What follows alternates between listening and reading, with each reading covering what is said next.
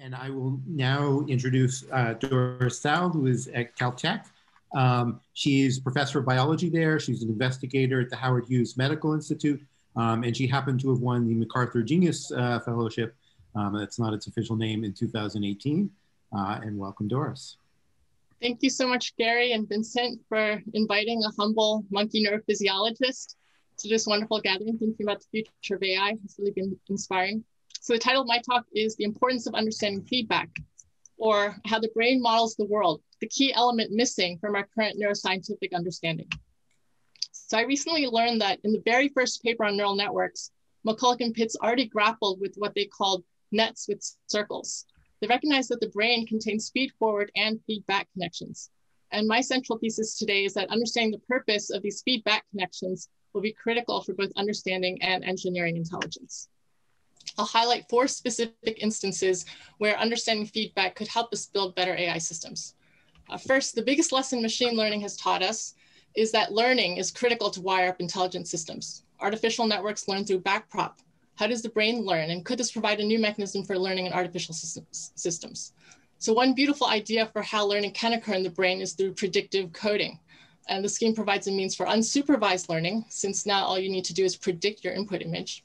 And it also generates an explicit error signal locally within each area that can drive synaptic weight changes without the need for propagating error derivatives.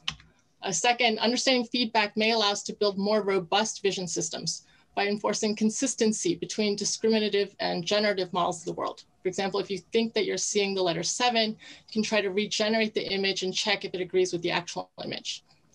Third, I think understanding feedback is the key to understanding the binding problem. Namely, how does the brain link representations of the same object across different brain areas? This is a foundation for symbolic reasoning, and understanding the brain solution may give us insights into how to build it into machines. And finally, understanding feedback will let us understand the mechanism behind mental imagery, hallucinations, dreams, and other strange psychological processes that have been suggested to relate to our creative abilities. So incorporating these processes might result in more creative AIs. And Mother Nature has handed us a remarkable gift for understanding cortical feedback, which is the macaque face patch system. This is a set of regions in the macaque brain dedicated to processing faces. And it has 2 properties which make it ideal for understanding the function of cortical feedback. First, it constitutes a hierarchical network of nodes connected through both feed-forward and feedback connections. And second, we understand reasonably well the representation used by each node, which is a prerequisite for understanding the function of feedback. Because even if we could record from feed-forward and feedback neurons separately, if we didn't understand their representations, we'd have no idea how to compare their activities.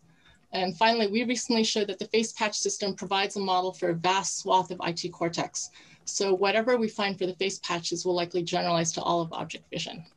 And I don't know what we will find, but I think that figuring out the function of the feedback pathways in the monkey visual system is going to reveal important constraints for how to optimally incorporate feedback in artificial systems. And I'm very excited about the exchange between machine learning and systems neuroscience towards this goal. Thank you. Thank you very much.